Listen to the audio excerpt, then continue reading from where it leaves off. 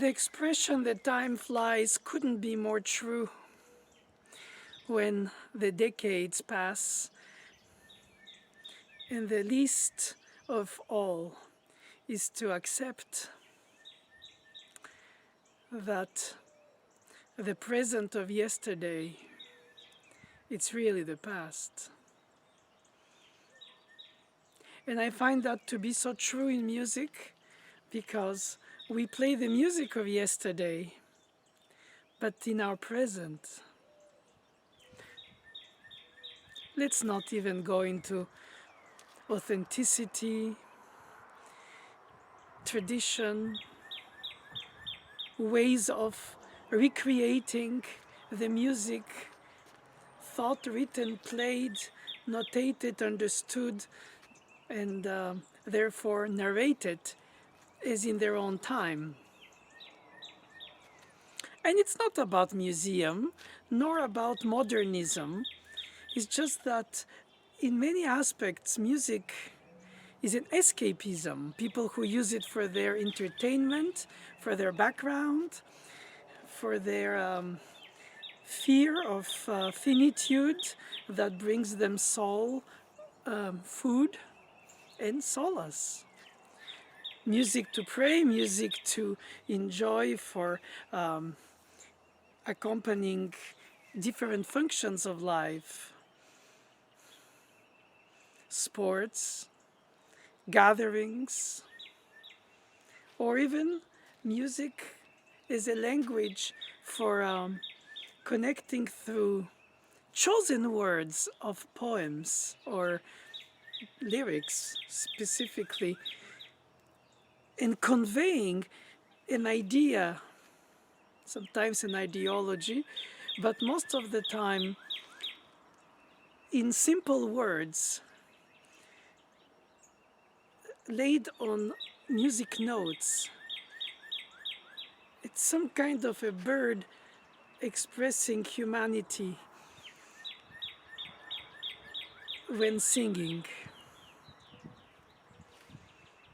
Could be in a foreign language, and it often is for popular music, according to the trends. But more than all, I think, and I feel rather than think, I think because I feel, I guess, that's the order of things, that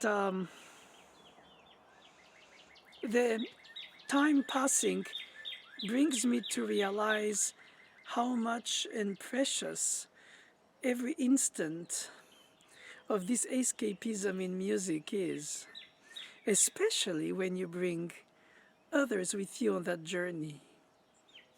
Travel in time, travel in dream, daydream. Achieve what? Nothing except reach the soul of your fellow co-earthians. The animals have souls, humans have souls, indefinite or indefinitively or infinitely. Who is ever able, probably not ever, tried to shape the soul? It's not shapeable. It's when it's missing that you realize that it existed even more bluntly, so to say, when you're next to a person just passing away from the earth's life experience.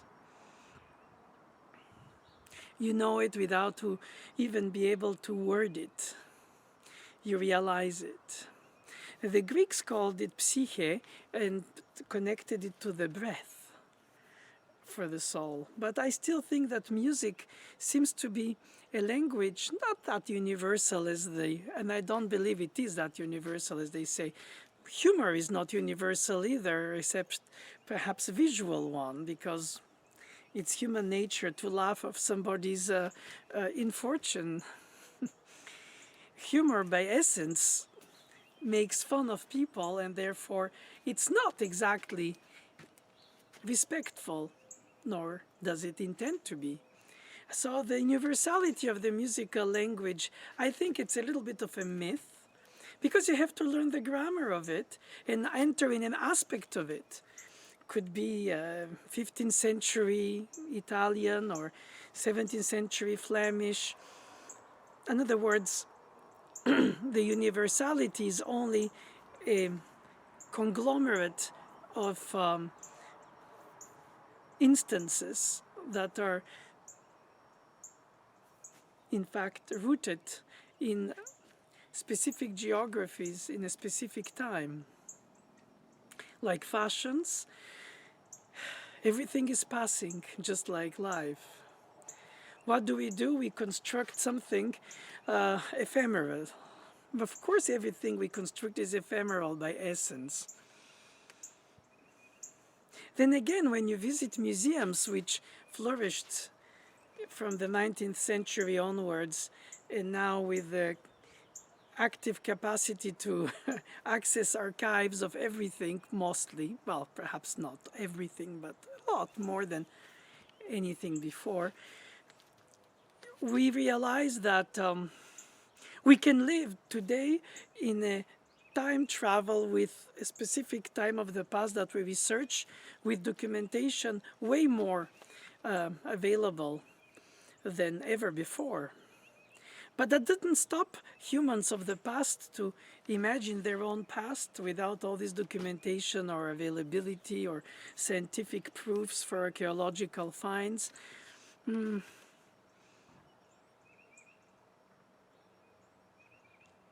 fact that human nature gave us to become aware of who we are without understanding why we are. And then, of course, greed and jealousy are powerful energies for every profession's people. It's human nature. When pushed to cruelty, becomes the horrors that we have seen in every museum. But nevertheless, the artworks in the museums seem to prevail over only the human greed of possessing lands, people, and richnesses. So once you put away the history in terms of the movements for the human nature's developing its structured organization, beyond wars, peaces, revolutions, and cruelties and constructions of civilizations with incredible curriculum which gives answers to the unanswerable question. And then all these civilizations get to disappear. And it's so easy and tempting to consider that everything started with me, the me of us. And if we are overly aware of the past in its globality, not seen from the lens of today's socio-political advancing of situations, which I think it's a point of view, and I agree that revisiting the past with the software of our brains shaped today, and depending where today, geographically again, the sense of universalism seems to overtake everything. That's why we have universities. That's why we want to study, learn, understand, or perhaps pretend to when we don't have enough facts, and try to understand what motivated people to do what they did. Into the visionaries and the revisions of the past and the re-understanding or misunderstanding. So when I put all this in equation, I find that time passing, what I thought was solid at the level of music truth, nothing but a few decades ago, in terms of interpretation in terms of organization of sharing music in a hall with a timed format of concert in which you put pieces that have a format like sonatas and in which you organize a certain worshipping of the genre that corresponds to the well financial and sociological advancement of culture in a society besides religion that was the organization at the get-go and that ended up also creating its own music as well as these different functions of music that brings the rich to own musicians and therefore to own artists and paintings and sculptors, more or less glorifying them. And their artworks, outside of every context, remain timeless because there's something in them that we identify with. Perhaps philosophically, perhaps aesthetically, again, perhaps by escapism. That's also one of the options. Nobody likes the period in which they live, and they like always the one that they missed. Or by studying it so intensely, like a historian, a given time period or character, it becomes as familiar as your own family or place. And so, yes, I had certitudes about how things have to be played in music. And today I can say that most of them were not today's. For instance, every music of Bach and before was played in a legato romantic expression we consider romantic, on the piano, for instance. The instrument being the truth, justifying that we don't use the original phrasing, we don't use the original instruments in rebuilding them since most of them disappeared. But then we don't have the hearing and the comprehension of the time.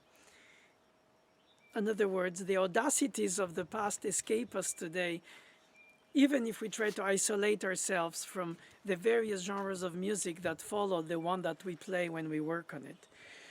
Study it, teach it, record it, write about it. And then you realize that there is, for instance, for the Baroque music, well, not only, this incredible movement of authenticity that changed the way we hear the tempi of a given piece by Bach. The length of sound of the instrument, harmonizing more than hinting the harmony with what they didn't know was today's considered shorter decay. But in fact, whoever knows how the way we play this music today will be considered in the future. They might say we misunderstood it, as we think that predecessors of ours misunderstood it themselves. Who's to say? I think that beyond authenticity, recreated or republished or rewritten, explained for today's younger generations, nothing but the purpose of a repeat in the music of the past. Oh, how many times do I hear, oh, we don't have to take the repeat. Subtitle, it's boring. Or it might be boring to the audience. If we do, we have to do something different. More ornamented, different dynamics, echo effect. That's basic, not very refined. But the philosophic rhetoric, the eloquence of the storytelling, even if the repeats were a formal sign for notation in the past indicating a milestone in the piece. And that most likely there wasn't a single rule to say it's always to be repeated or is there, but you don't have to. Beyond a, an anchor in that sea of music, a repeat sign is a way to reflect, to organize a certain GPS indication of the plan of the piece to the listener who discovers it, doesn't know music but has heard enough music of that time where this person is, and to recognize that we return to the beginning having reached the dominant or the relative major if we started in minor. It's not exactly very complex grammar to study when more people study math, literature, and sciences in school without to become any specialists of these fields in their adult life. But they have capacity, perhaps even learning dead languages, Latin and Greek, and many more. Erudition doesn't replace passion for something that you do intuitively right. That you put knowledge into your intuition becomes doctoral, pedantic, perhaps at the worst. Humble for sure, because the more you study, the more you realize you will never know enough. The vastitude is almost disarming. But nevertheless, you get to the point where you have to accept that people played, heard, worshipped, danced, cried even when they were emotioned by Bach's music, not played on the original instruments. I don't so much criticize the musicians of the past for not playing it with the original instruments as much as I would like to honor the earnest love for Bach's music of the people of these times, the listeners themselves. And if they found solace and a meaning of life or a meaning of afterlife in these spiritually elevated pieces, let's say St. John or St. Matthew Passion by Bach, for instance, regardless of the way it's interpreted, the tempi that are taken, the phrasing, the instruments, they liked it? No, perhaps they didn't have choice. But they loved it because somehow the message of a melodic line, a gestural interval, an elemental factor like this was more meaningful because somehow it translated symbolically their yearning for something higher or something purer or something away from the way humans react and act in organized crimes that are wars. And then how the rules change by the winners to define even the art forms that happened in almost every autocratic regime. And at the level of the human being, destiny and vulnerable lifespan, constructing solid ephemeral worlds imagined with very strong values, obliging others or conferring to others to join, more by conviction but rather than imposition. Ultimately, what is the purpose of a school but to create the free thinking minds of the future? Questioning the status quo is the healthiest thing to do while respecting it. And that is very unusual combination to expect from people. But this is what I think is the way civilized, tolerant, accepting people should do and share. with life comes death. From death perhaps comes life. We go back to where we came from, if we even know where it was. And we go where we hope we do. But while we are in, we should be humble. We put ourselves at risk. Nobody died from a wrong note on stage. The stage fright of students and even adults, professionals even. It's a question of what? It's a question of reserve.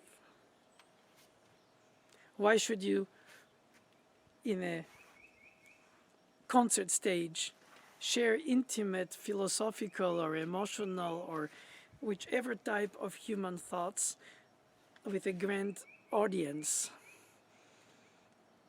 And if you don't, then you reduce the piece to an athletic gesture, a riding through successfully, hopefully, through obstacles with your horse, like in a show or a race.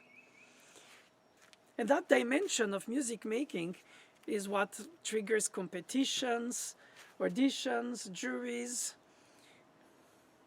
Finding that little difference that distinguishes one from the other to be number 1 and 2 at a given time for a given group of chosen judges. But through a lifespan, if given a chance to live long enough, we realize that most of these artists who didn't get chosen the day of this supposed to be revealing competitions for the hierarchy of the generation's musicians, on the spot it hurts. And in time, finitude takes more importance than vanity, I would say.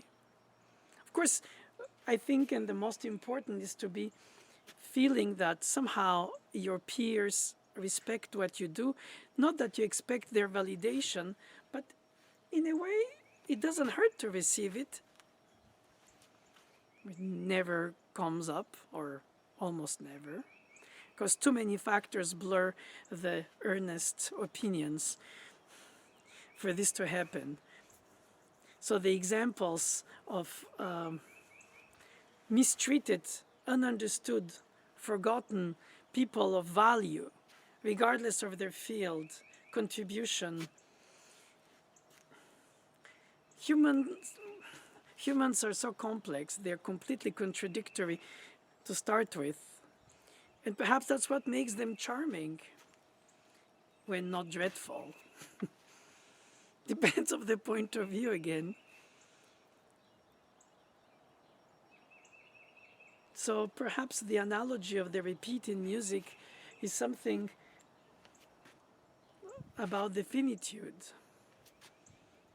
I like to think that Bach's music has this kind of motoric energy of the infinite, perpetual motion that starts at some point and you just leave it continue while you drop out of it. It's no beginning and an end. It's just a flow during which you experience so many things in terms of everything, philosophical innuendos, nature, human yearnings. When the music doesn't need lyrics to express these, it touches directly the psyche of us. A diminished seventh chord suggests obviously some tension of expectation for something which is unsettled, a hope for a resolution, but then, like in a syntax, if the verb in German comes at the end, you wait longer for the action to be determined, while in its temporality, while in other syntaxes it comes right away, so you might not even pay attention to the object of this. Same thing with music. If it has syncopations, it creates a sense of distorting time, signatures, even if you can't read the music, you hear it. Basically, actually, it's better that the musicians don't translate the bar lines in their performance, because the listener should receive the music as a flow, as a phrase, as a sentence, as a syntax, as a combination of silences with sounds, the original sound interrupting the silence before re-entering after the last note in another silence. Or yes, even if the music has no beginning and end, it has a start and a stop. But and the striking thing is that, like a thought that strikes you, or a musical melody of a song or a piece plays in you in echo, is that somehow it reaches some way through the brain where it's pleasant to remember it. So you whistle it in the streets, or it's a song because you heard it in dear days of childhood, or perhaps somebody you love and you love that song, and it's homey to listen, sing it, or whistle it yourself because perhaps you're with a person you miss, with whom you were when this music resonated. It's like a perfume. It's like soul. It's not shapeable. But certainly, music is a good vector for these soulful daydream trips that we can call escapism, or we can call professional musicianship. And often people who have solid professions in law, medicine, politics, business, considering perhaps rightfully that they deal with the concrete situations of the world rather than this ephemeral rebuildings of ideograms of the past, of sound, organized written texts put back to life as a pastime at best. And often ask, so besides music, what do you do? And that's a question that, besides its catchy and, so to say, limited appeal to me and to musicians, is, well, besides this, what do I do? Well, it's all what I do. If my hobby is my full-time occupation, and by teaching it to others for whom it's meaningful, passing the torch for them to continue the tradition or embellish it and change it and make it even more meaningful for their own generation's fellow audience members, then perhaps this pastime was in fact useful. Like everything that you get curious about, you want to be good at it. In a way, you'll only study what you first love. And perhaps out of curiosity, for sure, mostly, you want to learn about it. So in the process of learning, do you lose the original love for it? Some do. That's the sad part. Perhaps the awareness of all this magnitude of human experience in music from the past is overwhelming for some of us, whose true humility is to say, well, what am I doing when everything was already done? Or apparently so, except that you are the unique moment of your own life. It doesn't give you rights over other people's lives, but it gives you the incentive to dig inside you what is the most beautiful, meaningful, trustworthy thing you can leave to your fellow humans. So they choose you, you choose them, a school chooses them, or they go into groups, and then they have identification through years of studying, and at the end of the cycle, all this evaporates through the very almost invisible thread of transmitting that flame. And to a certain extent, a little bit of the knowledge accumulated by the experience, while the meaning of serving the music is entirely in the hands of the next generation, today student, tomorrow teacher. And not everybody is called to become teacher, though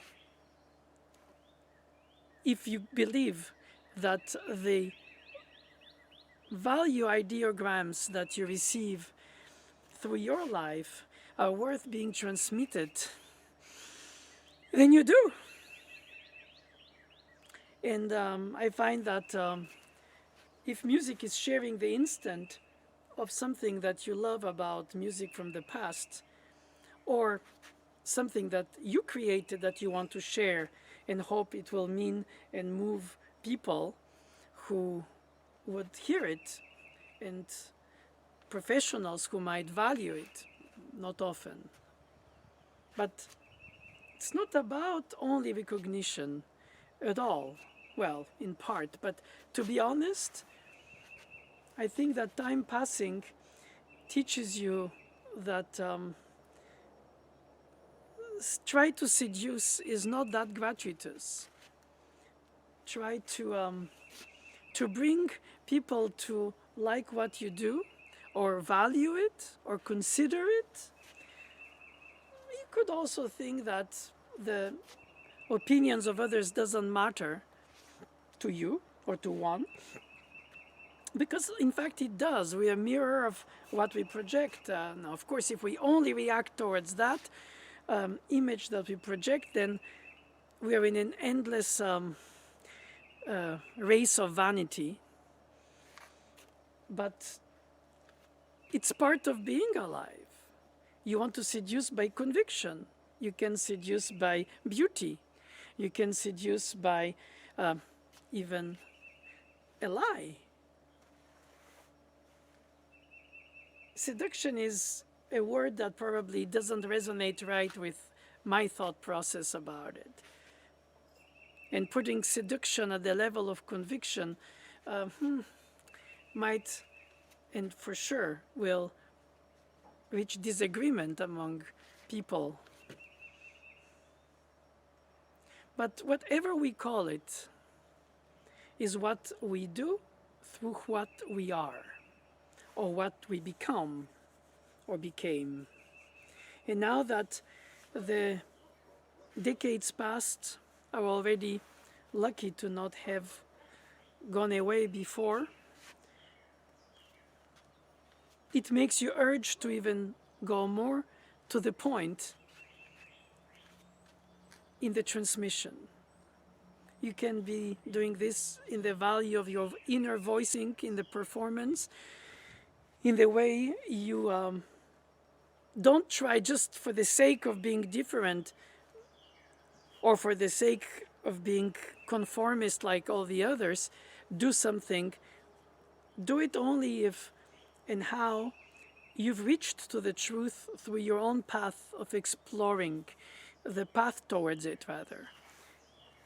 And if somebody told you something and somebody told you contradictory ways of what you heard in the first place, well, you can logically say, why don't they agree?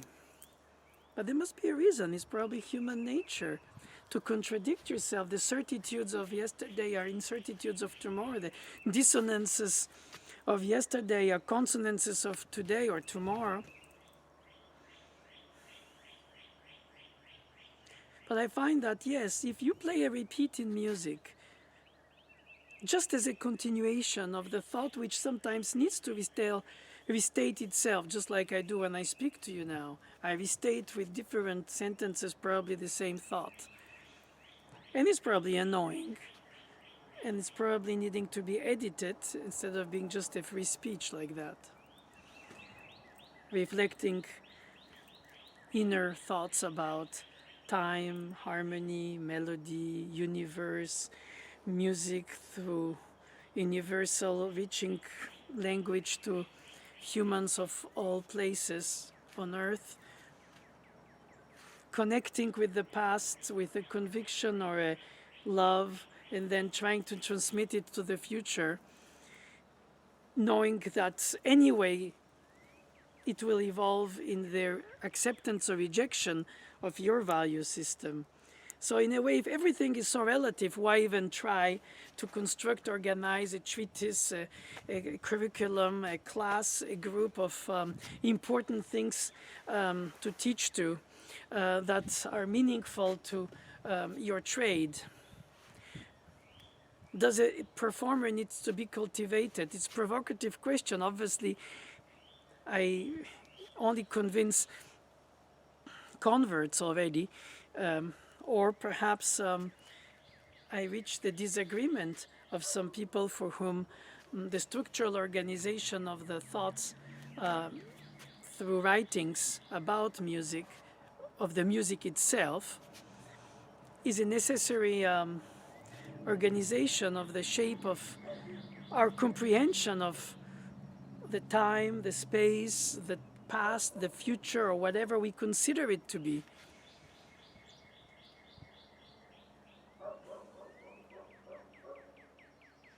And I think probably the most revealing for that is when you discover a student play for you a piece that you discovered at their age or earlier, regardless. And it keeps revealing itself differently to you, next to the student. It humbles you. And then it entices you to try to bring the student's point of view that you didn't have about the piece, bring him or her at the best of that which you didn't know in the piece, aspect of, exists. I think that's very important. If not, it's sort of like solid, rigid. Yeah, well, nothing should be solid and rigid except that in order to organize your thought process, you have to have, to carry, to transmit profoundly grounded opinions, without which your inner world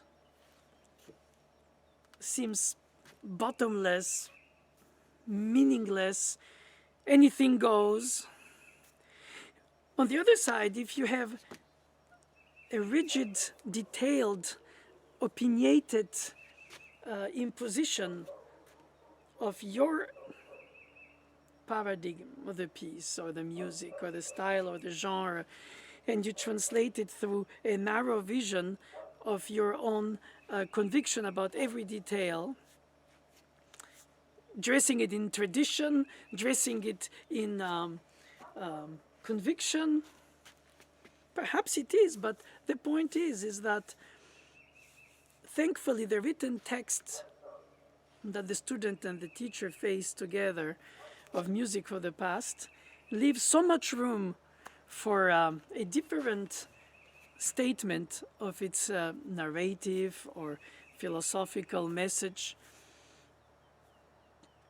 or just simply entertaining message, whichever. The point is that you realize that it escaped you, and then a student who sees it for the first time sees things that you didn't see in it through all your life. And so it doesn't erase tradition, it doesn't erase experience, which probably is what the students want to gather from the elders. It's all about timing.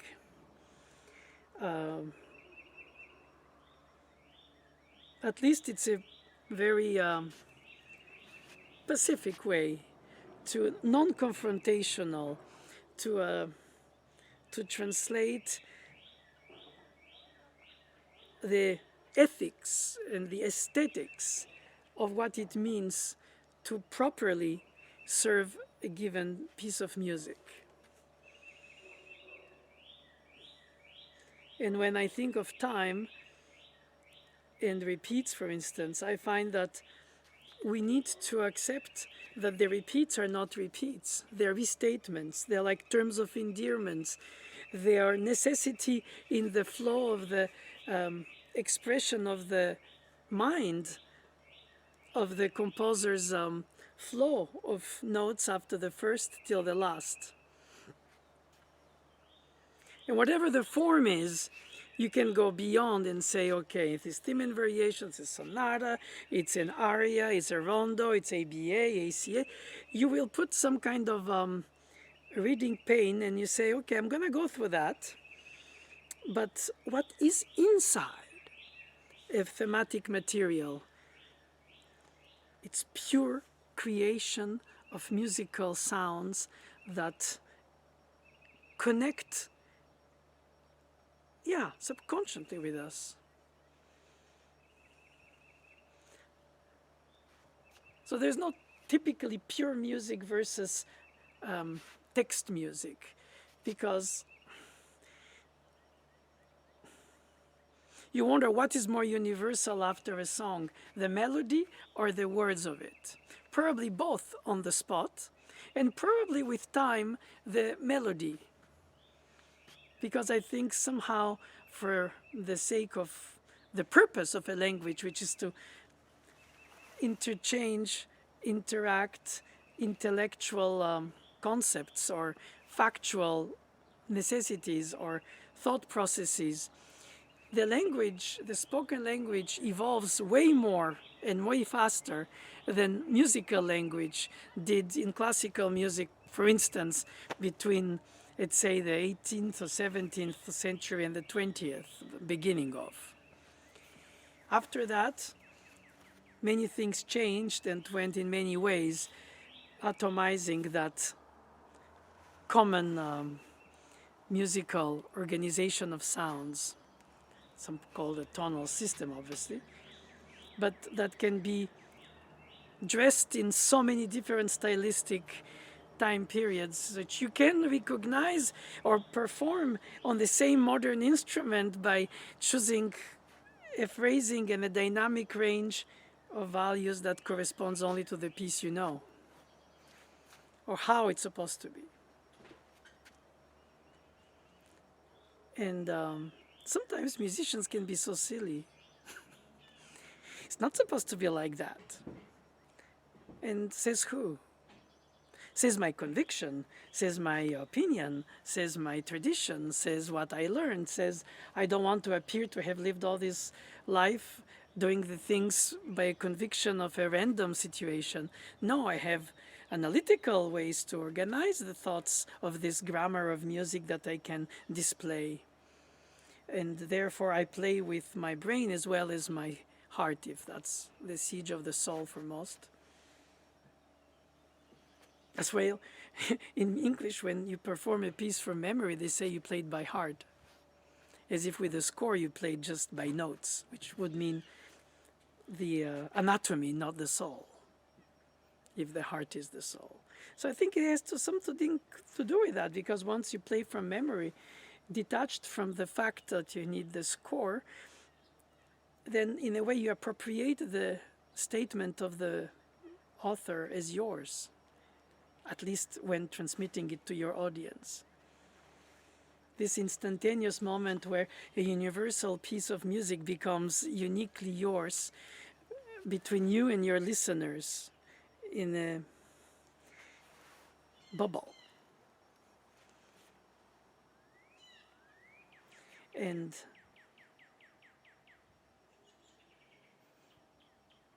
you respect the elders because of their experience.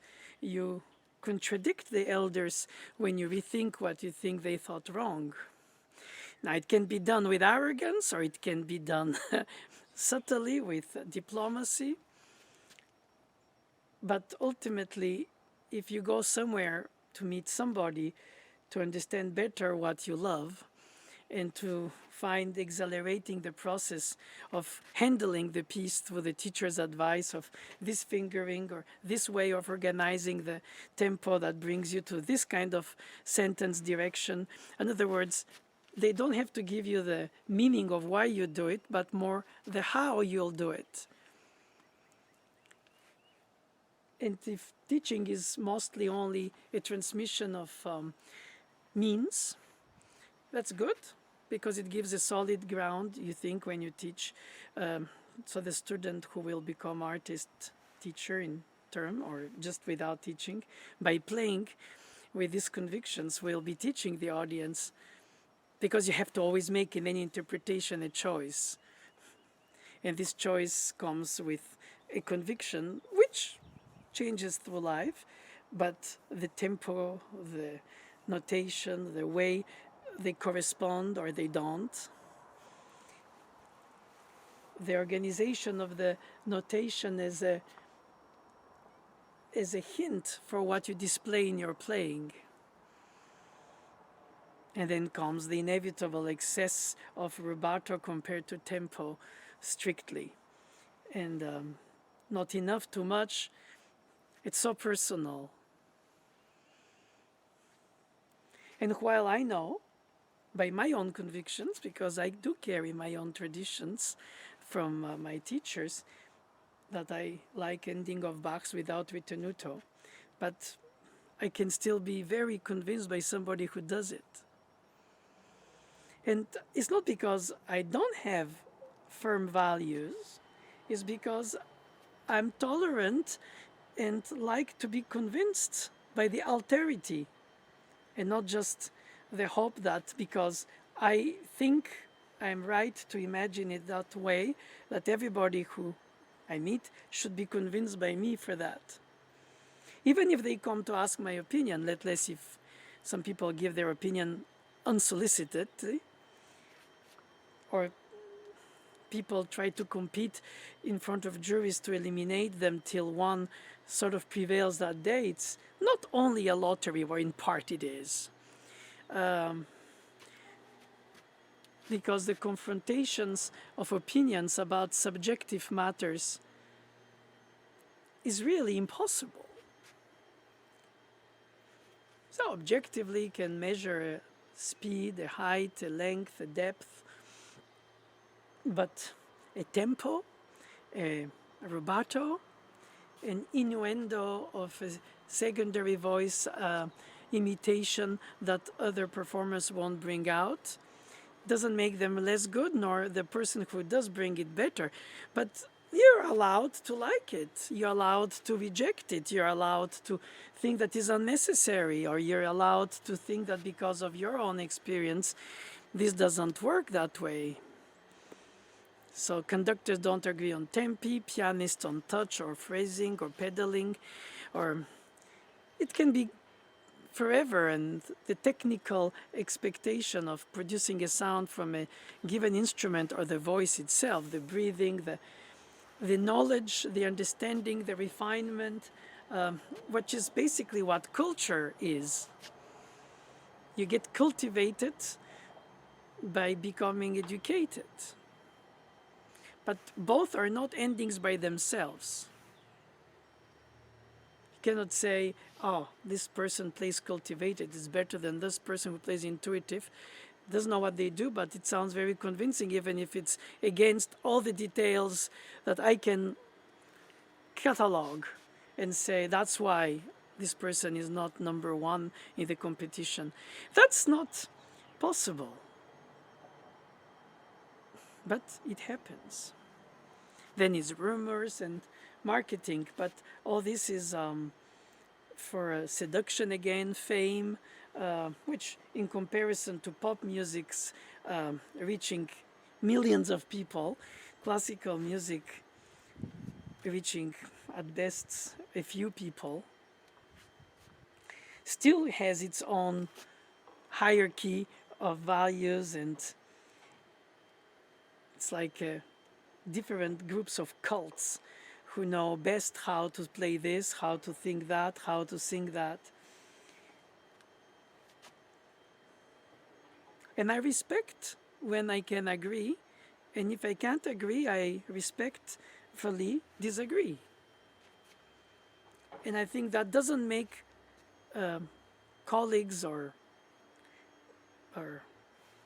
fellow musicians in this case, competitors or people I'm supposed to convince. I am trying to convince myself, and through this conviction is solid and at the same time by humility, hopefully, very inevitably vulnerable. This conviction is what I bring, either because it came out of me as a composer or it came from my depth of understanding of a Brahms piece. Don't pretend it's exactly how Brahms thought it, but somehow I think that if I believe it, then I am closer to it. And regardless if in fact I betrayed by loving it the way I do, I still convince, convey, all these words that come together to almost make me stumble on them. Somehow, yeah, this is meaningful to me. Isn't that beautiful peace? Isn't that meaningful peace that can bring you like a horizon awareness opening for your own humanity? What you read, what you watch, what you dream, what you study, what you translate, what you transmit, what you misunderstand, what you misplay, what you mischaracterize, what you yeah, all these things go together.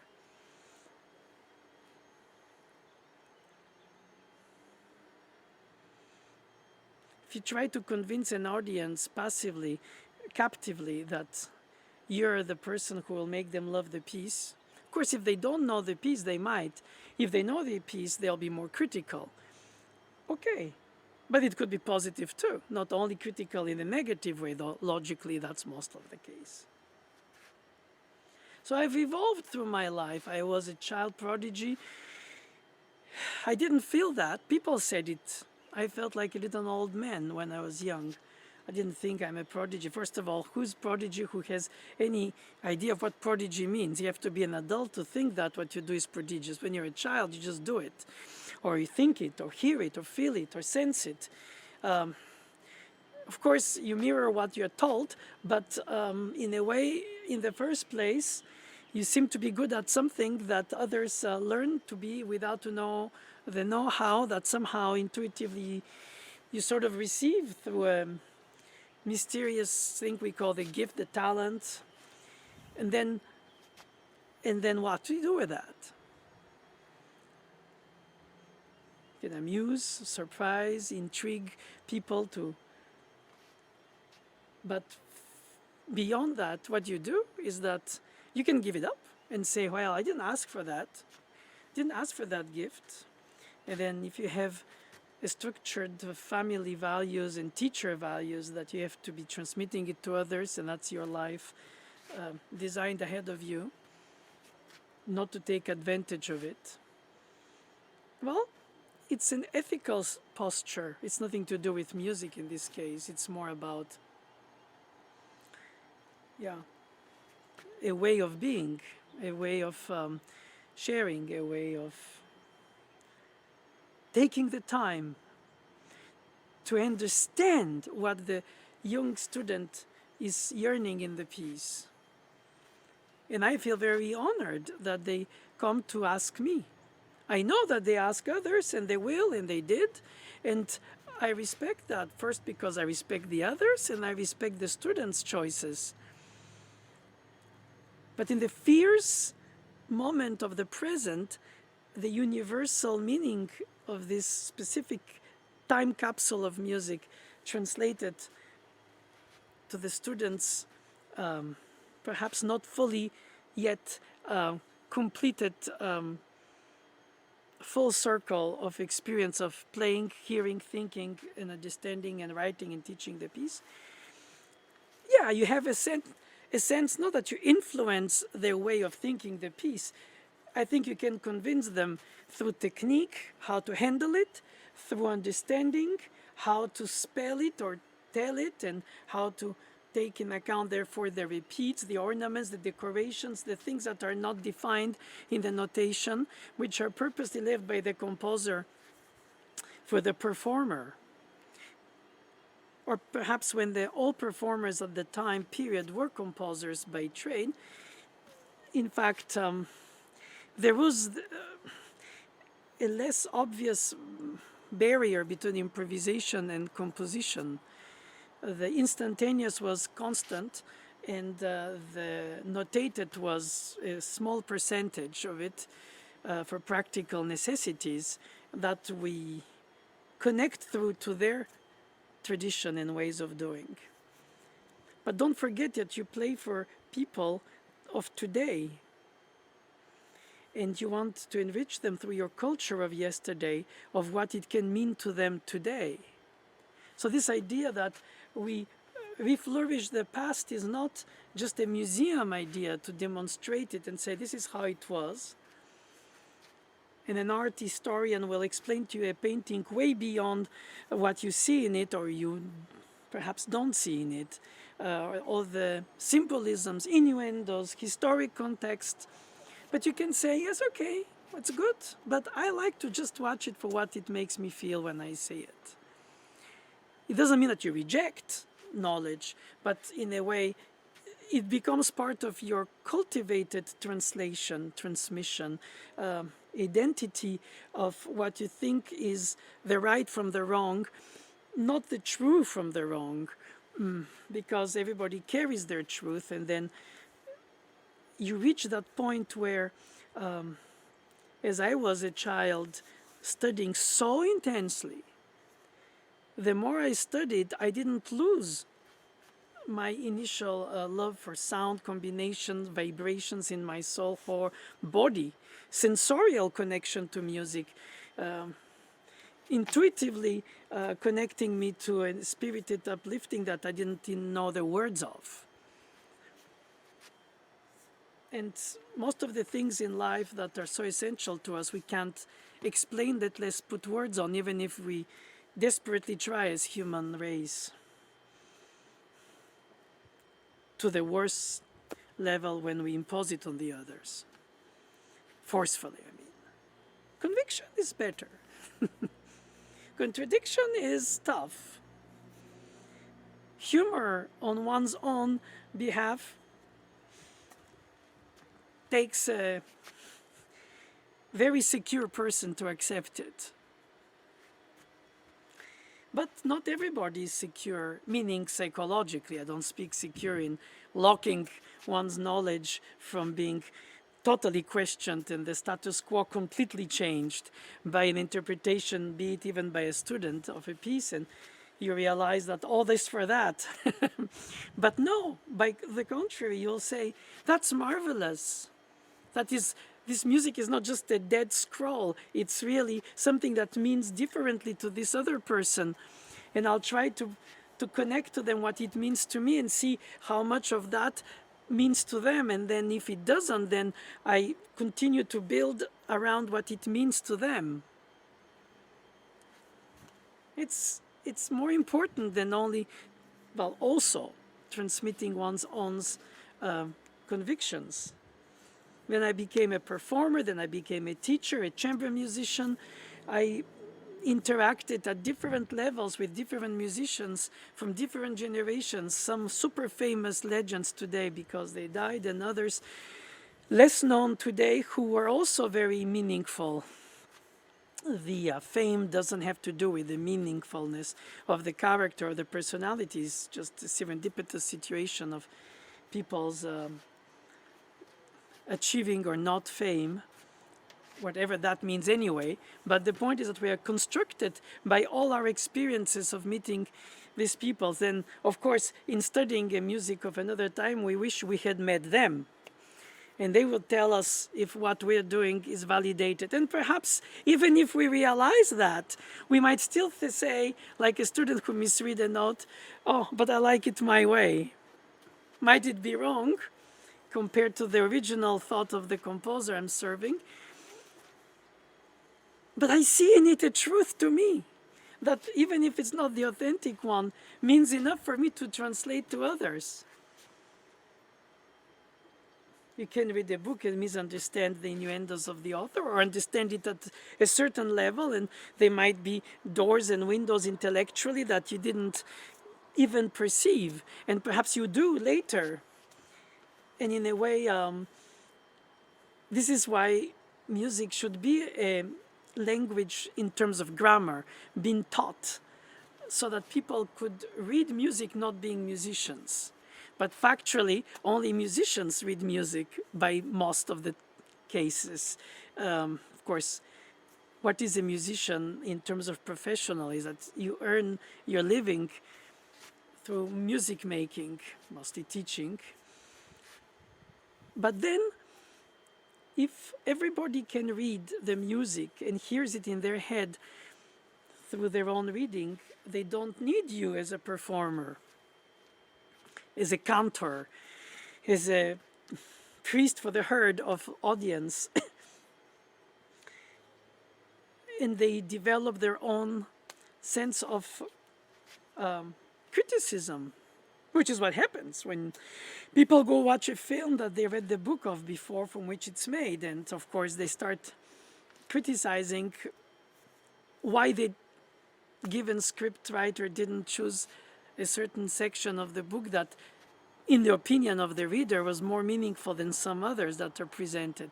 Again, it's a question of choice, like interpretation. You can disagree with the choices of the director, of the script writer. You can disagree with the tempi of the performer. You can disagree with the way it's brought in intellectually or emotionally to you or through the audience. Yes, and that is right to you, but that's not right to another person. So what is right from wrong? The note, the rhythm, the notation, the edition, the original manuscript? Okay, you do this kind of archaeological research about a certain, you want to know what is right. But then beyond that,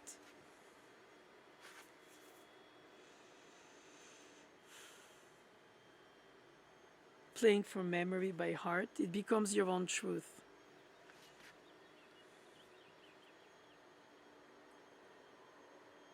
So is it the captivating moment where the aura of the performer transcends the knowledge, transcends the culture? I guess all civilizations carry their inevitable value order, and some of them are correcting the excess of the preceding one, or pretending to. So it gives an impression of a progress, industrial, scientific, intellectual, altogether technological, the means bringing you to another ways of thinking, understanding, science unlocking mysteries that people took for, I don't know, fears. And while not everything can be explained by scientists, or more and more are things explained by scientists, you still like to think, aside of that, that you can accept it because you're not at all revisionist. But at the same time, you say to yourself, I understand the organization, or try to understand the organization of the planets, but the sunset is sadness to me. A sunrise is hope to me, if it were. That doesn't mean anything in terms of the scientific facts of the movement of the planets.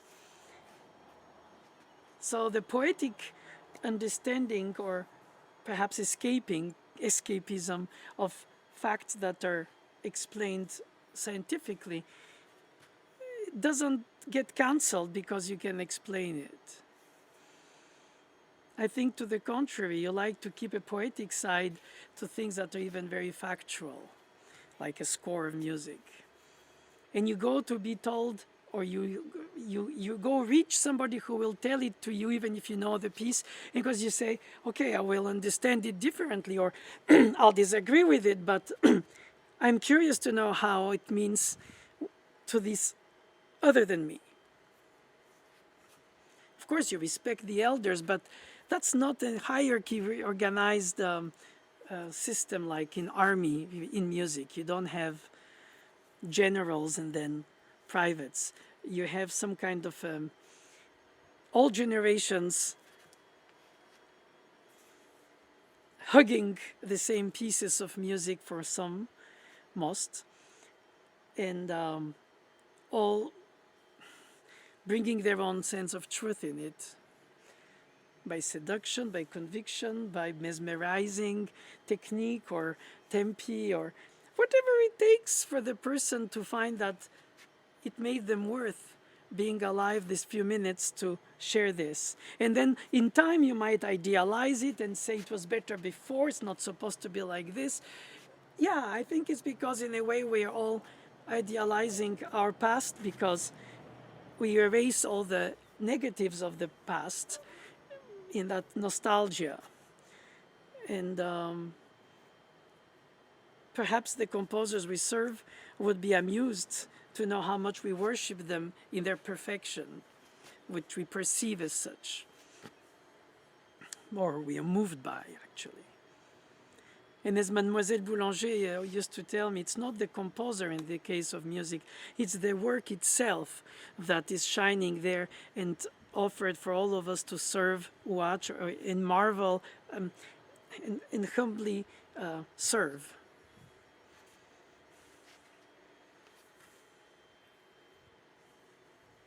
Wonder what humility has to do with it, but